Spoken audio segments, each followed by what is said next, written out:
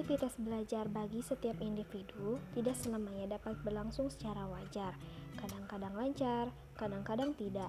Kadang-kadang dapat cepat menangkap apa yang dipelajari, kadang-kadang terasa amat sulit. Demikian kenyataan yang sering dijumpai pada setiap anak dalam kehidupan sehari-hari dalam kaitannya dengan aktivitas belajar. Permasalahan belajar bukan hanya mengenai kesulitan belajar atau ketidakmampuan anak dalam mencapai atau mengikuti taraf belajar yang telah ditentukan, akan tetapi juga mengenai keberbakatan. Kesulitan belajar dan pembelajaran dapat diartikan sebagai ketidakmampuan anak dalam mencapai taraf hasil belajarnya yang telah ditentukan dalam batas waktu dalam program kegiatan belajar, sesuai potensi yang dimiliki oleh anak. Kesulitan belajar yang dialami oleh anak pada umumnya yaitu memiliki IQ yang rendah, memiliki kesulitan yang penting dalam bidang yang berkaitan dengan sekolah, perhatian yang tidak fokus, hiperaktif, kematangan kognitif, kurangnya motivasi belajar anak, serta bersikap dan berkebiasaan buruk dalam belajar. Problematika pembelajaran pada anak usia dini bisa juga dikelompokkan menjadi dua bagian, yaitu problematika internal dan problematika eksternal. Problematika internal adalah segala permasalahan yang timbul dari dalam diri anak tersebut. Problematika atau permasalahan internal berkaitan dengan kognitif anak. Misalnya, anak sulit memahami materi-materi dalam bidang tertentu. Bisa juga berasal dari latar belakang anak didik tersebut.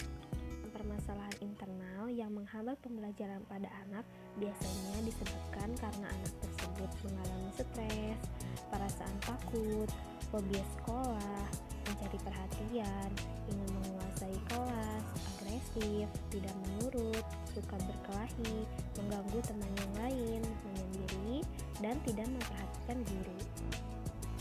Selain permasalahan-permasalahan yang telah disebutkan tadi, ada juga yang bisa menghambat pembelajaran pada anak, yaitu masalah yang berkaitan dengan jasmani atau cacat fisik yang terjadi karena kecelakaan atau dibawa sejak lahir. Yang kedua, yaitu problematika eksternal.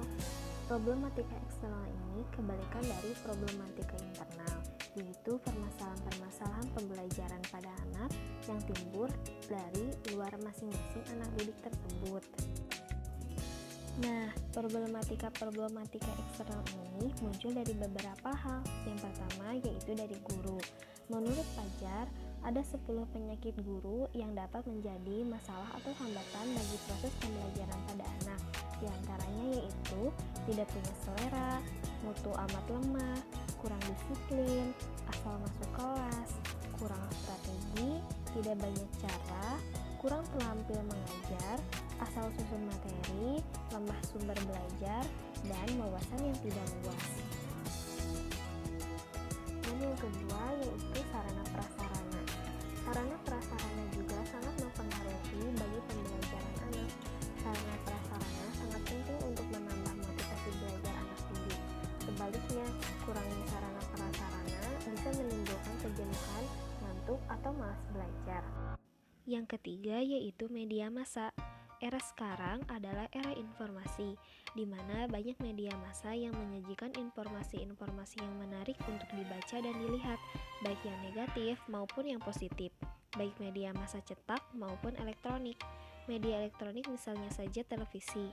Di satu sisi walaupun televisi membawa informasi tayangan yang positif, namun televisi juga berdampak negatif.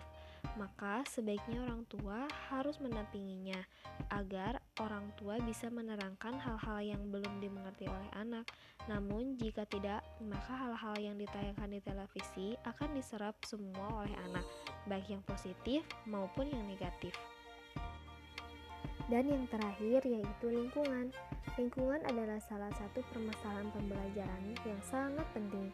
Lingkungan masyarakat yang baik yaitu masyarakat yang masih kental dengan ajaran-ajaran agama Islam. Lingkungan yang seperti itu dapat mempengaruhi anak untuk berperilaku baik. Namun apabila lingkungan masyarakatnya itu buruk dan jauh dari nilai-nilai agama, maka besar kemungkinannya juga akan melunturkan pendidikan agama anak yang telah ditanamkan dalam keluarga. Bahkan anak akan jauh dari ajaran agama Islam. Perilaku anak yang negatif seperti berbicara kotor, suka berkelahi, suka berbicara kasar, tidak sopan pada guru dan orang tua, dan yang lain sebagainya merupakan perilaku bermasalah yang ditimbulkan karena berpengaruh atau terpengaruhi dari lingkungan yang buruk.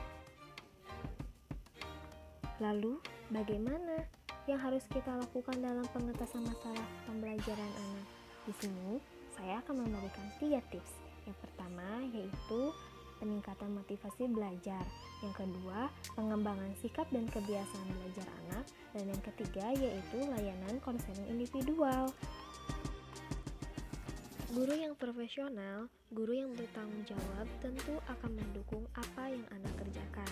Guru akan memberikan motivasi kepada anak dan kepercayaan yang kuat, sehingga anak tidak akan menemukan kesulitan dalam belajar dan proses pembelajarannya.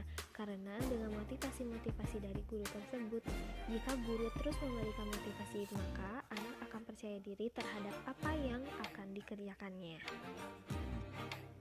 Selanjutnya, dalam layanan bimbingan individual, tidak hanya dalam perilaku, sikap yang diperbaiki, akan tetapi ketika anak memiliki masalah dalam kesulitan layanan di sini pun harus dilakukannya konseling guna membantu anak untuk menyelesaikan masalah dalam kesulitannya, yaitu kesulitan belajar dan pembelajaran tersebut.